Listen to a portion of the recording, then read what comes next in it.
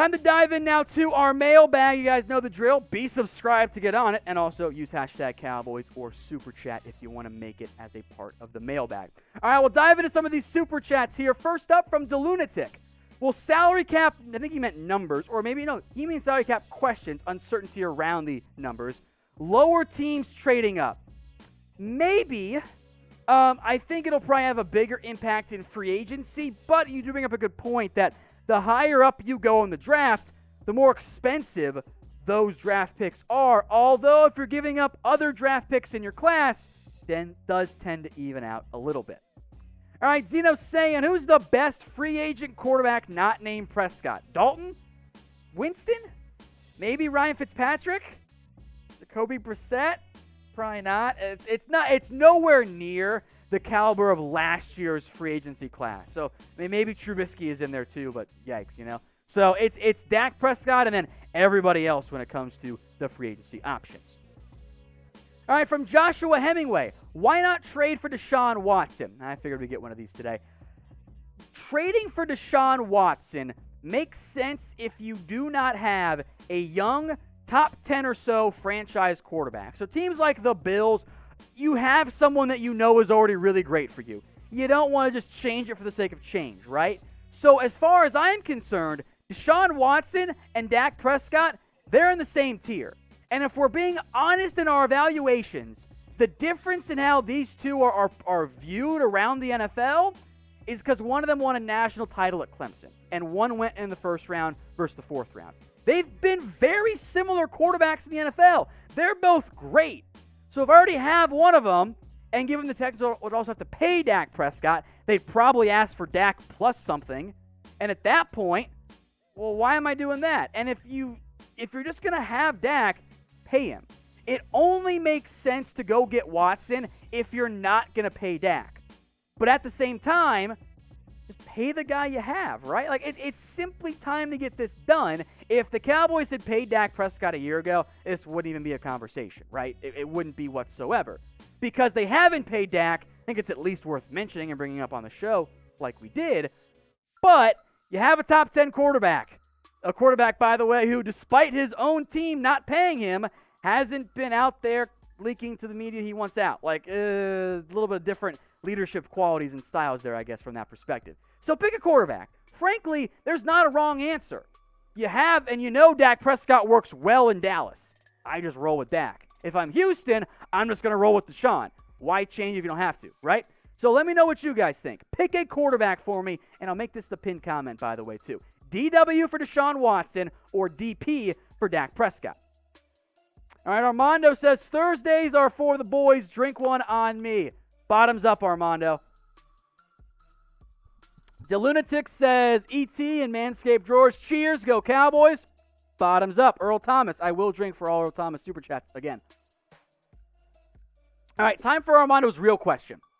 Do you think Aldon would be good moving to defensive tackle and Randy at defensive end? Could we solve at least one of the DT positions with this? I think Aldon Smith can contribute as a part-time kick inside defensive tackle. But remember, before he came to the Cowboys, he was a pure edge, like a stand-up edge guy. I think that's where he's going to be best, is still playing for the most part on the edge. I know he bulked up a little bit, but it's not like he's 295 now. Like, he is not a fatties only type of player. So from that perspective, I think no, moving Aldon to DT does not fix your problems. It helps you in terms of the pass rush, but not enough in the run game. All right, Dwayne Jackson. With Dak rehabbing, are the Cowboys being complacent and dragging their feet with this contract? Do the Cowboys feel justified by not paying Dak already? The longer this goes on Dak, the price goes up. I think the problem here, the root problem, is the Cowboys believe that they can operate differently from every other NFL franchise. Oh, we have the brand of the star. You can take less. It's fine. Never mind the fact that your agent has very clearly made it clear, hey, he's taking top-end money. He's not taking a discount there. I think, if anything, they probably regret not paying Dak, and they should, because you're right. They cost themselves money. If they had done this back when Dak was first eligible, if they hadn't come with a stupid low-ball offer, this might have been a $33 million deal per year. Now, it's maybe 6 or 7 more than that. That's a significant amount. I do think they're dragging their feet. The Cowboys will tell you, oh, we're waiting to see what the salary cap is. You can figure it out. It's not that hard. If you pay Dak now, it'll be lower than tagging him again.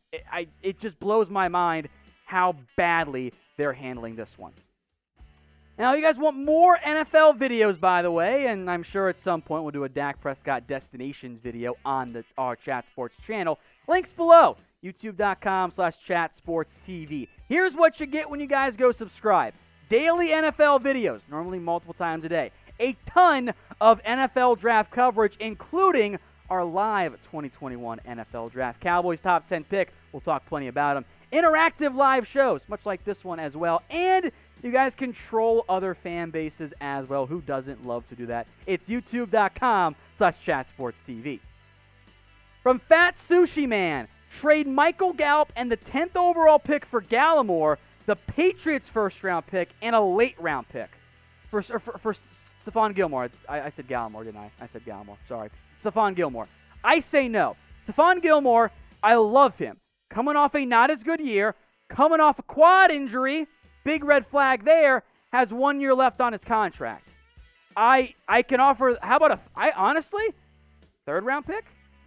I think that might be a little bit more in line with Gilmore's value. Yeah, he was a Defensive Player of the Year back in 2019, but he's coming off injury, has 1 year left on his deal. I don't want to trade Gallup and move down in round 1. That's really not all that appetizing to me.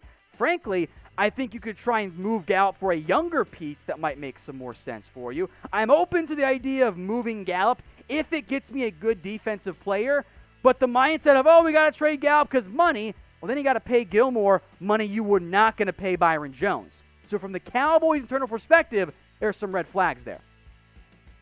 All right, from Addy Gaming, is a $160 million deal over 4 years for Dak acceptable? That's $40 million per year. So, yeah, I think it is. I think Dak and his team take that deal. It's a little bit more than Deshaun Watson. They get the 4-year side of it. No, by the way, the Cowboys, you get the deal done before Josh Allen and Lamar Jackson and, hell, maybe Baker Mayfield now get paid. Those guys are going to get the bag. Maybe not on Baker, but Allen's going to. The Bills are going to be like, here's all of our money. Do it now before the cost keeps going up. It's not that hard, you know?